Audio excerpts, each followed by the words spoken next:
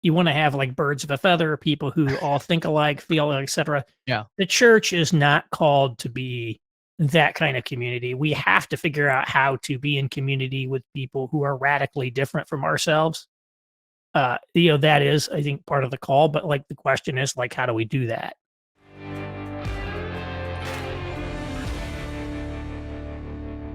Well, welcome to the True Man Podcast. I believe one of the things that are missing, and there's actually many in today's culture, but this is a biggie. I think the ability to think and really dig in and discern what is going on in our world is missing.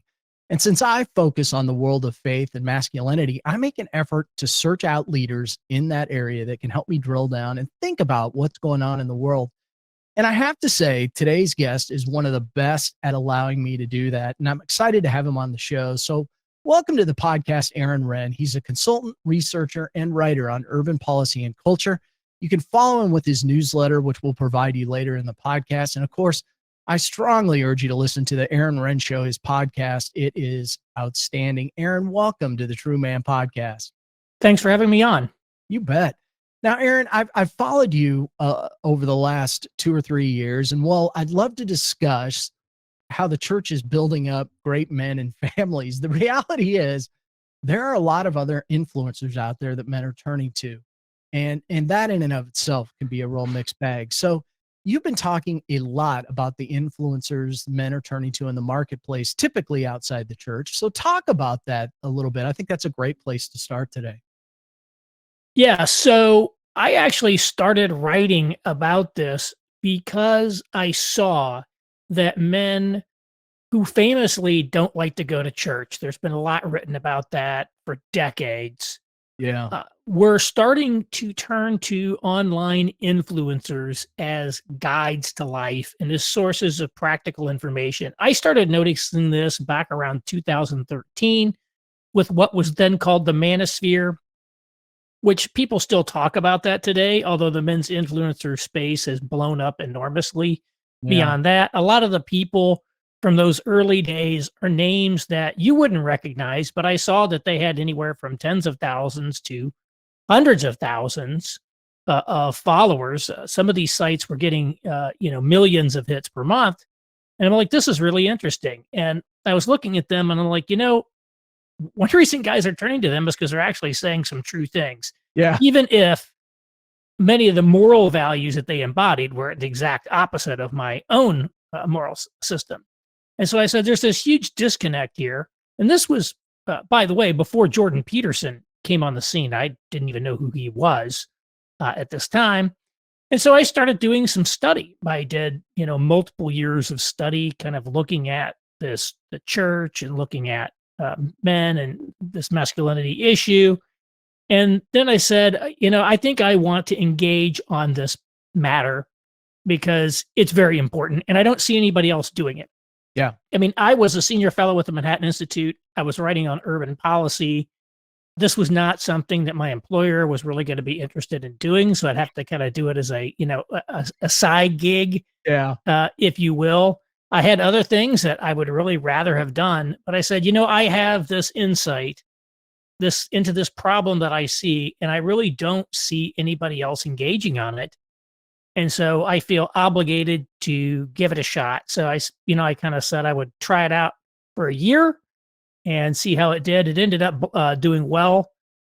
It's a story we could talk about maybe another day as to how that happened, but essentially, I was originally very, very focused on this issue with men, and it's grown from there and expanded a little bit more into the future of the evangelical church in general. I'm actually most famous for an article I wrote in First Things magazine called "The Three Worlds of Evangelicalism," which is sort of a cultural diagnostic about how modern society relates to the church. But gender issues is really the heart of what I do, and one of the things that I think the church really needs to get right. It's frankly not getting it right today, and there needs to be some changes. That's very true, Aaron. And, sadly, I have to ask this question. Has that, ship sailed, so to speak, or can the church bring that back in and do something on those issues? Well, it is sort of embarrassing to them, that Jordan Peterson sold millions of copies of his book and everybody tunes Yeah. into Joe Rogan and Yeah. Jocko Willink and all these Yeah. guys, Yeah. but they're not looking at the church at all. I mean, you would Right. say, wow, these guys are eating our lunch. We ought to do something. Now, when you have built your entire ministry around a particular way of talking about, men and talking about gender issues, realistically, you're probably not going to change it. The truth is that a lot of these guys have publicly staked themselves on positions, and it's very, very hard to back down off of that. However, I do believe that with generational turnover, there will be younger leaders who start to adjust their thinking on this.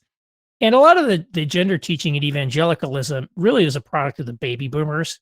I Mm. always say that about complementarianism, that it was a baby boomer theology that will die with the baby boomers. And that's the main evangelical kind of gender theology. But I think the younger guys are a little bit different. And I think they're exploring new ways of doing things.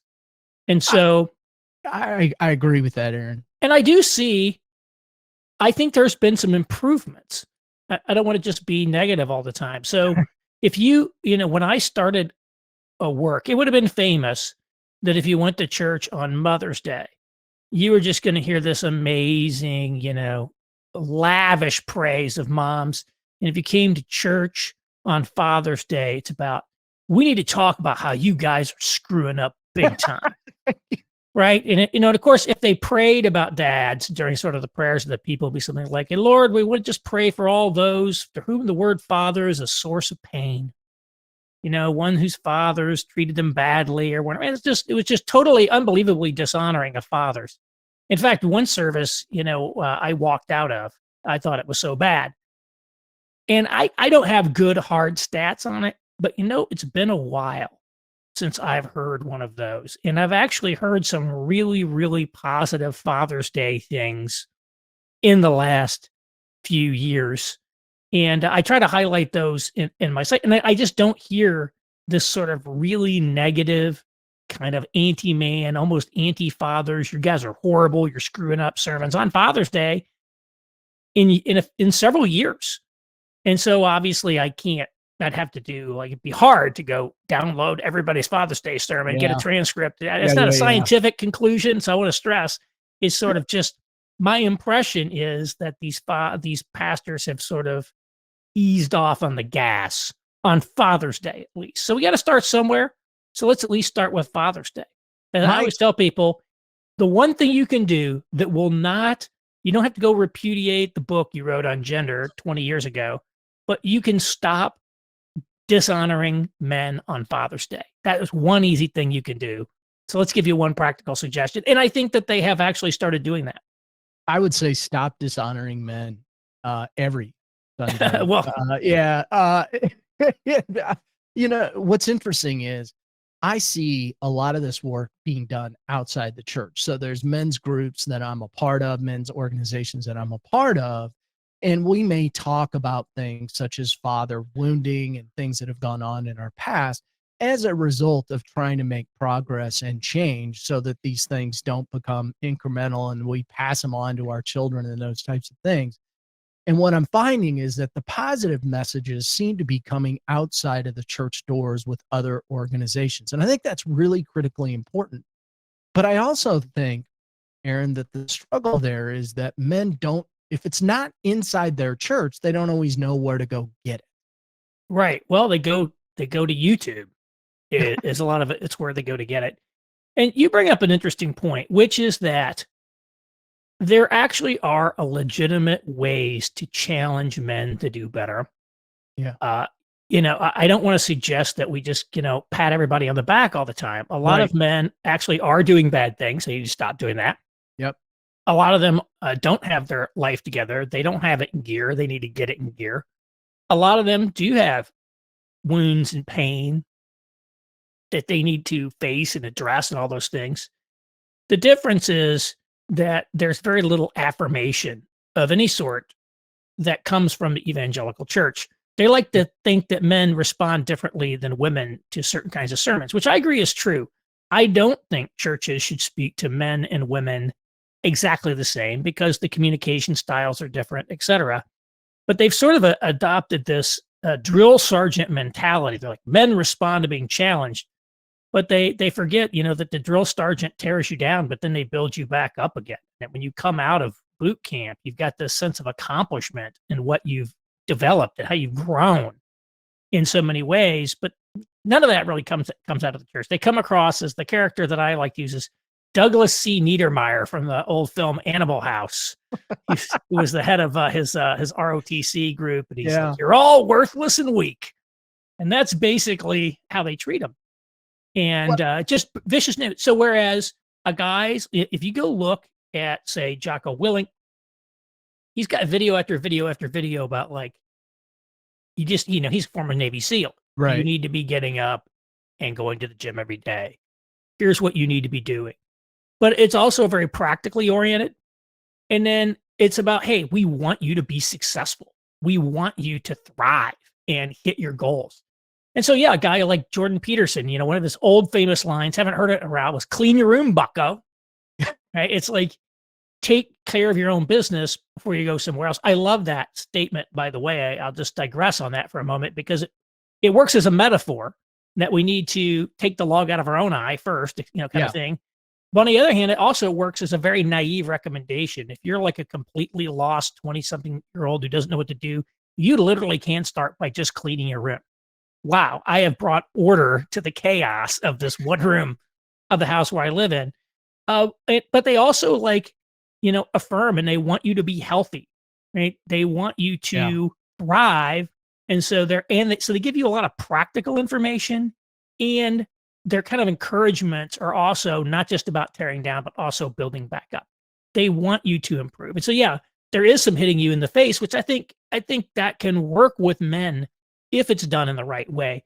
But a lot of these guys in the church, it's just all beat down, no build up. Yeah. And, the other thing that I think you've talked about this a little bit, that feels like it's a really missing from today's church is the idea of rite of passage and initiation and validation. It just seems to be missing. Now, it's certainly a part of the men's groups that I'm a part of, but really none of those groups are within the church. They're outside the church walls. We're making an effort to talk about rite of passage and validation. And I really feel like this is an area where we're culturally missing these ideas, talking to boys. Here's how you become a man. This is what masculinity is all about. Talk about that a little bit. Yeah. Now, on rites of passage specifically, I know that's one that people have talked about a lot. Just in general, our Western culture doesn't have all these rites of passage. Other places do. And I don't know that we could create them. It's, and the reason being that, for example, why do we put up a Christmas tree? We put up Christmas trees because that's an authentic part of our culture. And so, yes, you can try to create a particular culture in your household. You can try to create traditions, if you will. Yeah. But there's no substitute for an actual tradition, something that you inherited and something you will pass down. And of course, change and re-embody for every generation. And so I think in our society, the idea of a true rite of passage might exist in hunter-gatherer societies and things of that nature. It just doesn't exist. It's never going to exist. We can look at things, some of the traditional rites of passage and maybe, celebrate them a little more, getting your driver's license at age 16, which a lot of kids don't do today. Yeah. I think that's really a symptom of something there. Now, it's not all on them. There have been a lot of changes in state laws about licensing that make it more difficult to get a license if you're under 18. But nevertheless, graduating from high school, joining the military, going to college, getting your first job, those are sorts of things I think we could celebrate as milestones that are very authentic to your culture. But you're also very right that our society really doesn't teach men what it means to be a man. And if anything, the things that our society is teaching are things that are directly, A, they're not true, many of them, and B, they're promoted in opposition to masculinity traditionally understood. And so you see this a lot in terms of what women want. So it's like if even going back to the 80s, if you go even watch old cartoons, there's some really interesting stuff from like the 70s and the 80s where they're essentially trying to embody these feminist themes of what women want is men, they want an equal, they want a woman of, you should want a woman of very high accomplishment professionally. You should view her as essentially your equal and peer and someone who's sort of a mirror image of you. And she's going to like it if you affirm all of her accomplishments and you're, very supportive of this and that. And it's, a little bit of a variation of the evangelical servant leader concept. And the fact is, that's just not true. Women are not attracted to that stuff. Women are attracted to the same things as they've always been attracted to: power and status, confidence and charisma, looks and style, resources like money. I mean, if you just go look at the statistics, even in the Nordic countries, which are the most gender equal, women tend to prefer men that make more money than they do, at least make the same amount of money as they do. And so this idea that you can subvert everything, steers men wrong. And of course, back in the 80s, when I was growing up, we didn't have the internet, so there was no way to find out we were being steered the wrong way. But again, if you look at Peterson, I call a lot of what he says is just flat out folk wisdom. It's the sort of thing that in a previous generation, you would have just absorbed through osmosis from your father or your grandfather, the men around you. But now he's sort of got to like explain the basics. And so one of his 12 rules was stand up straight with your shoulders back. Yep. And again, much like clean your room, bucko, that works great at both at the metaphoric level about how your posture toward the world should be, but also at the literal level. Our posture's bad. My posture's terrible.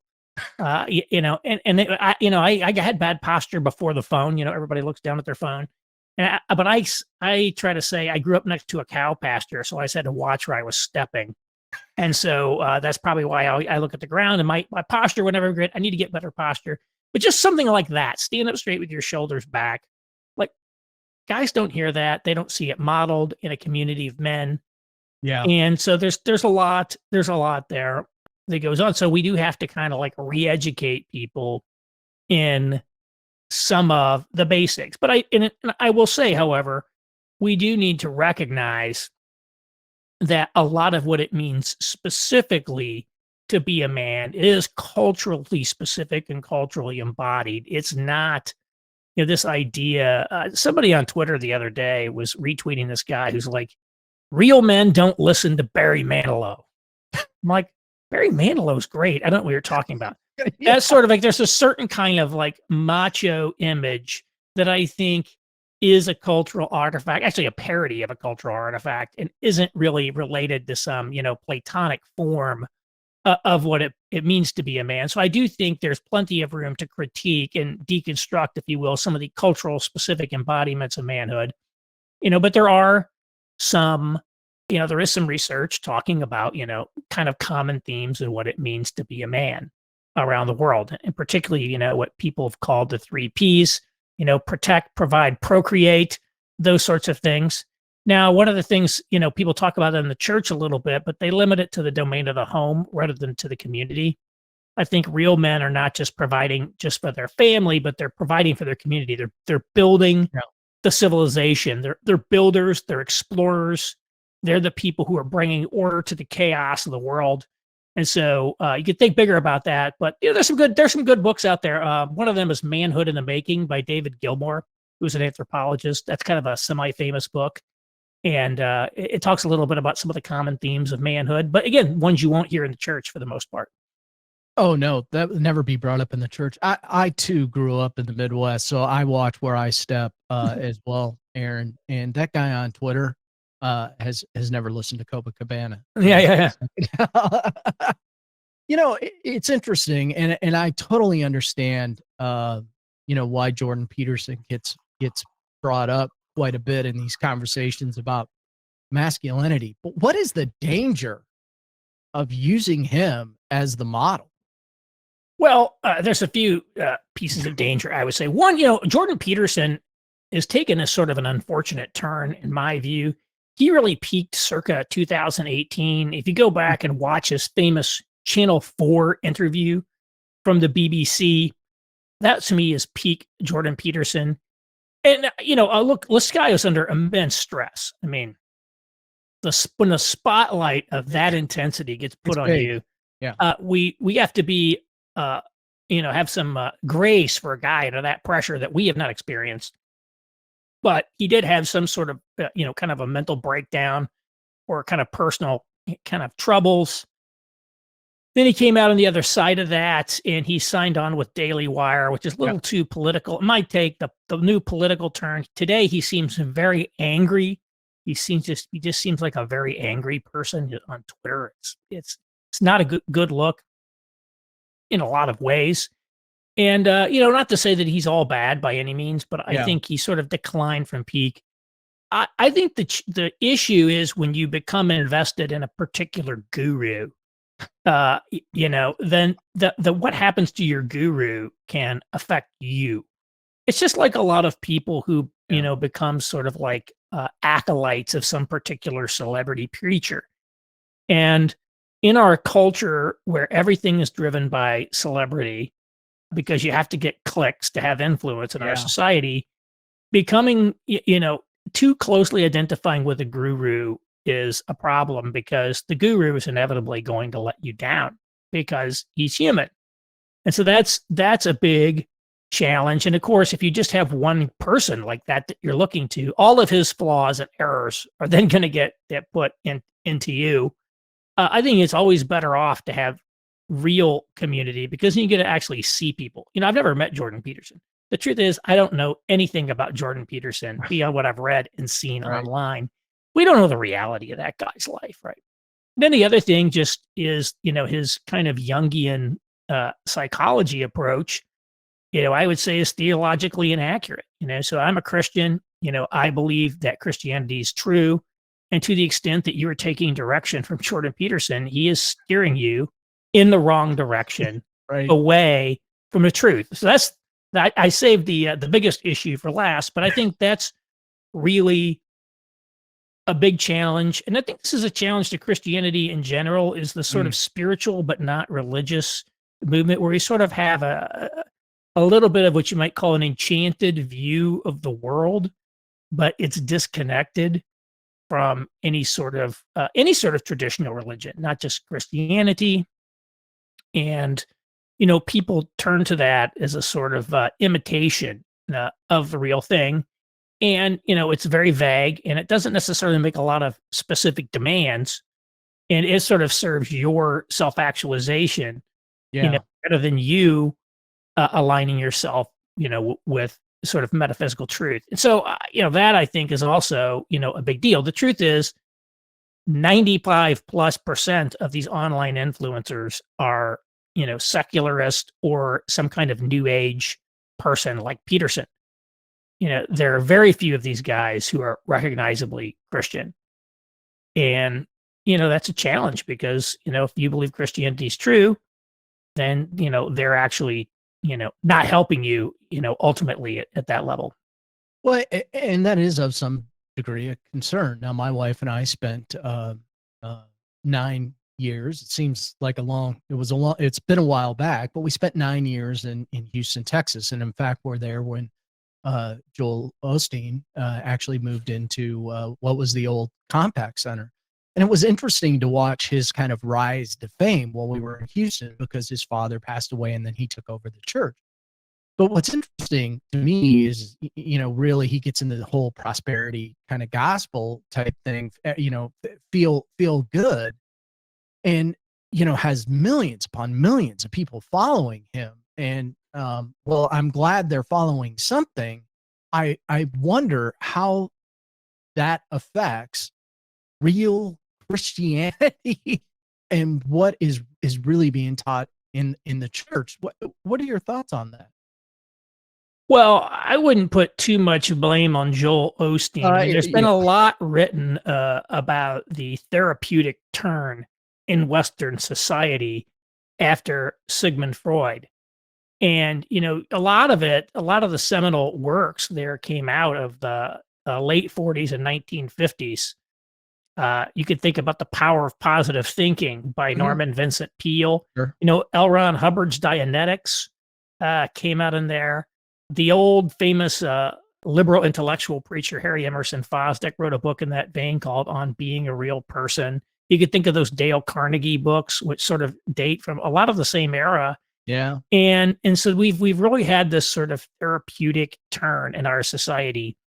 And when you go back to, say, the 1970s, as Christianity was going into decline in America, church attendance was going down. The main lines really started to bleed a lot of adherents at this time. And there's a lot of research done on that. And evangelicalism, as a movement, really emerged out of that decline when people like Bill Hybels at Willow Creek Church in suburban Chicago and Rick Warren at Saddleback Church pioneered this sort of seeker sensitive model. And it really created a mass movement for evangelicals, especially around boomer suburbanites who were sort of emerging at that time.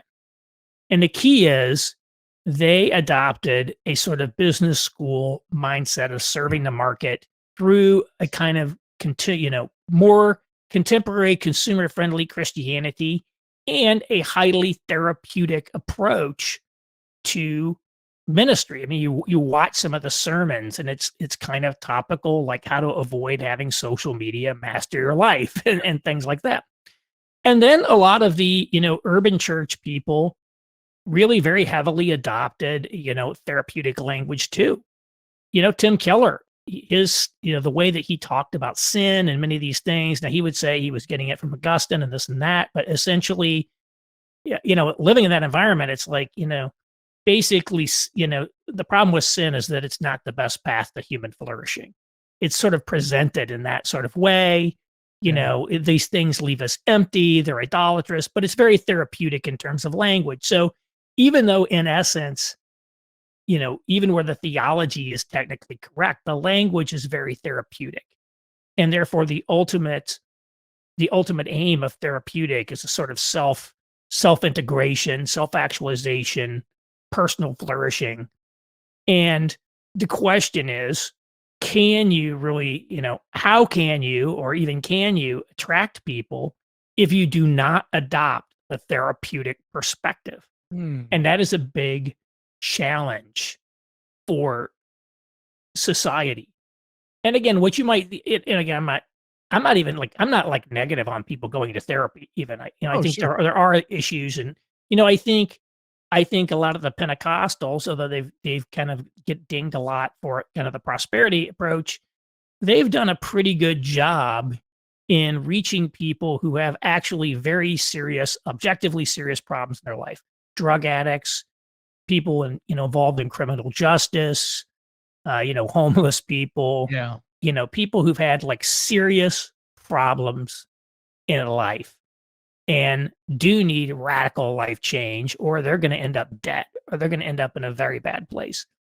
And so, dealing with that is important. And there's, you could think of that as somewhat therapeutic, even if you're doing it through a religious context. But I think this is, when I look at a guy like Joel Osteen, I think it's very easy to, criticize a quote unquote prosperity person at the same time, basically everything in our society, from the online influencers of men Yeah. to, Sure. the mainstream evangelicals are very therapeutic in the way that they talk about the world. And again, that's not 100%, but that is a very strong trend. And it's not obvious how you engage. When the culture is very therapeutic, that's, there's a famous book, Triumph of the Therapeutic. How do you engage? It's an interesting question. It's a very interesting question. It's something that I think about quite frequently from a men's perspective and working in the men's community. How do we engage men? How do we create community for men? Because I'm a big believer that men, we can learn from each other. That's part of our a real masculine essence. Not that we sit around beating our chests. That's not what I'm referring Right. to.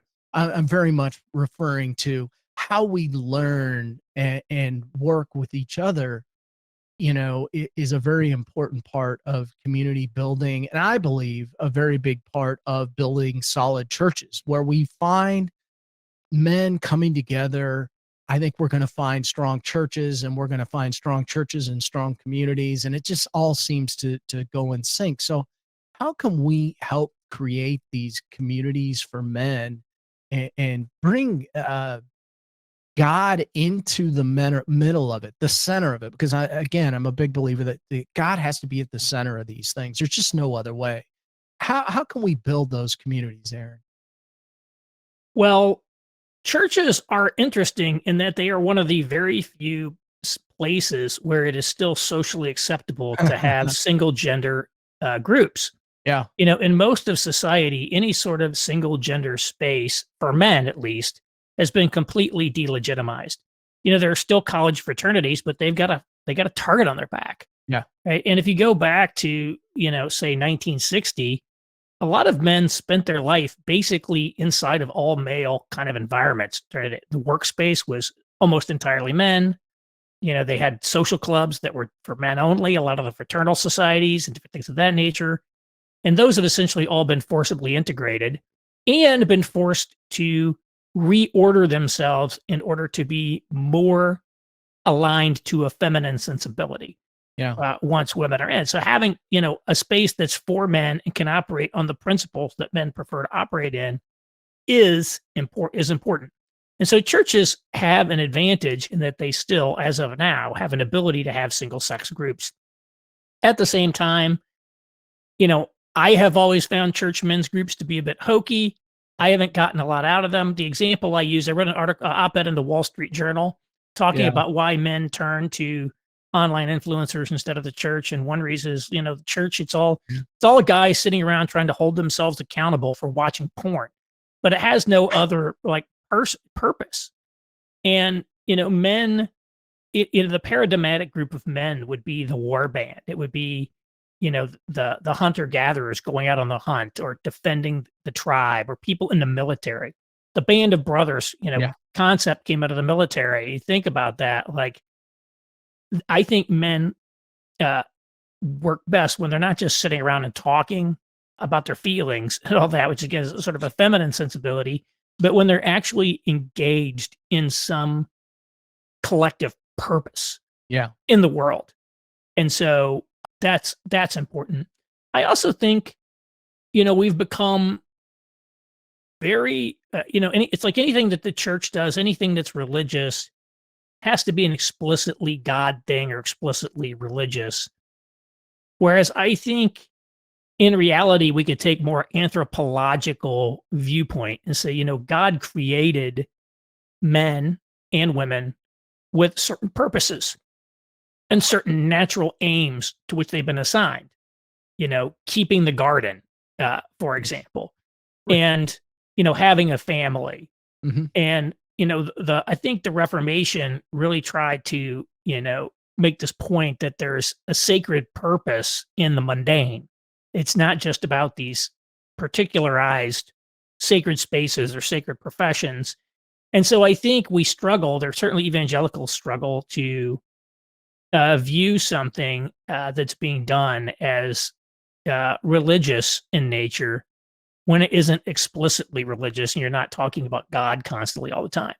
Yeah. So I think there's something there that I don't fully understand, but it seems a little bit off. But at the end of the day, I think a lot of evangelical men's groups are hokey.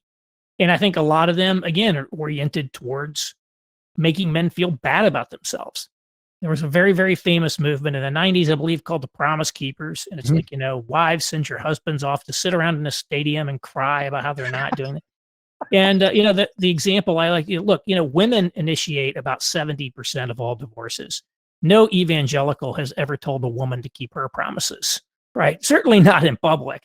Right. Why isn't there a Promise Keepers for women? You need to keep your promises. Like they would never even think about something like that, right? Yeah. They're going to be talking about how you're a daughter of the king or some such. But I think a lot of the way it works is just to make you feel bad about yourself. And so I don't think they're super effective. Although, to be fair, many people do say that they get a lot out of it. So they're obviously working for a lot of people. I just personally haven't found them that useful. And again, the statistics don't lie about who men are turning to today. Yeah, honestly, I say quite frequently, really, the last thing a guy needs is another pancake breakfast at church, and it really comes down to, I think, being intentional in those discussions that you have. Right? I mean, we don't need another conversation on the professor that went to the Holy Land, and we get to see his clips at a men's group at church. That's not filling the need. It's not, Right.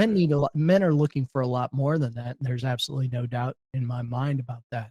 The other thing that is related to this is something I point out all the time is kind of in the evangelical world, again, sort of pastors are sort of tasked with being all-purpose guides to life, right? And the reality is that It's a tough gig these days. right. Jordan Peterson, one reason he's effective is because he has a PhD in psychology. In fact, he taught at Harvard and he's at the University of Toronto, which is, arguably the Harvard of Canada. Mm-hmm. And he actually knows what he's talking about when it comes to psychology. Yeah. And, I think, when these pastors or these sort of men's groups leaders start to talk about some of these things, they're obviously like out of their depth. And so I think when it comes to men, it's important that there be more lay leaders who are experts in their field, who are operating out of the expertise within their field in order to kind of point men in the right direction. And so, you come together for a church meeting or something, and again, it's the pancake breakfast. What's the purpose of that, right? We're all getting together. We're going to hear about it. It's like, otherwise, you're not hearing about God. Well, in fact, you should be praying and all stuff anyway. And the thing I've never actually been a part of one, so I'm maybe a little bit talking about what I don't completely know about.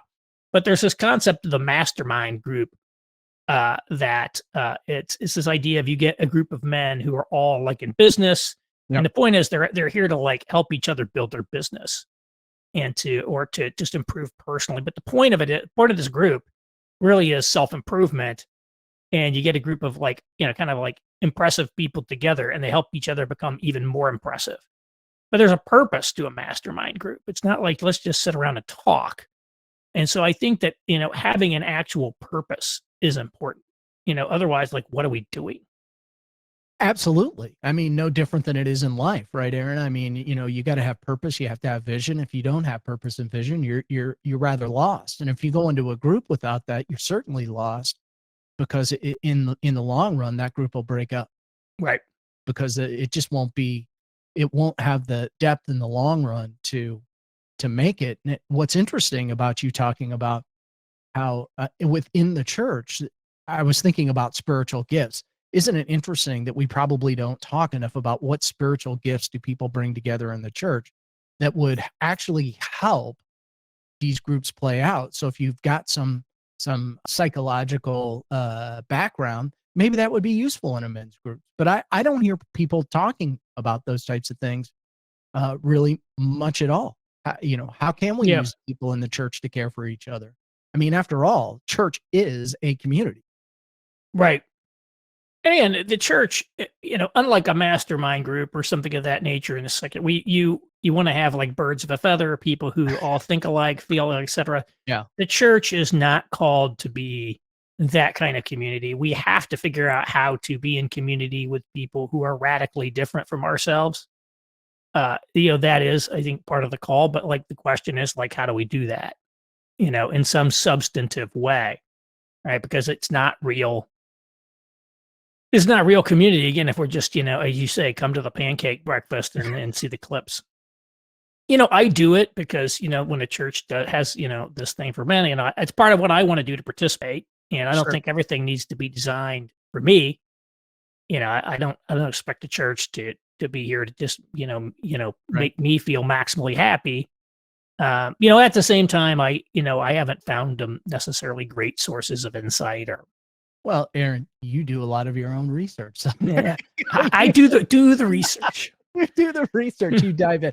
Aaron, this has been awesome. I really enjoyed talking with you. I listened to you so much. At certain points, I was sitting here going, I can't believe I'm talking to Aaron Renn. I was like, a really neat person. Aaron, tell everybody how they can get a hold of you, how they can find you. The number one thing you should do is go to my website, aaronrenn.com, www.aaronrenn.com, AARONRENN.com. Sign up for my newsletter. It's free to get it. And, all my writings and everything that I do is going to be there. And you won't be disappointed that you did that, by the way. It's incredibly insightful. Thank you for saying so. Yeah, absolutely. And of course, you can find Aaron's podcast, The Aaron Renn Show, which is on all major. It's all linked on that website. You'll find it. Aaron, thank you so much. It was an absolute pleasure to speak with you today, and I enjoyed hearing your insights. Thank you very much for having me. You bet. Take care.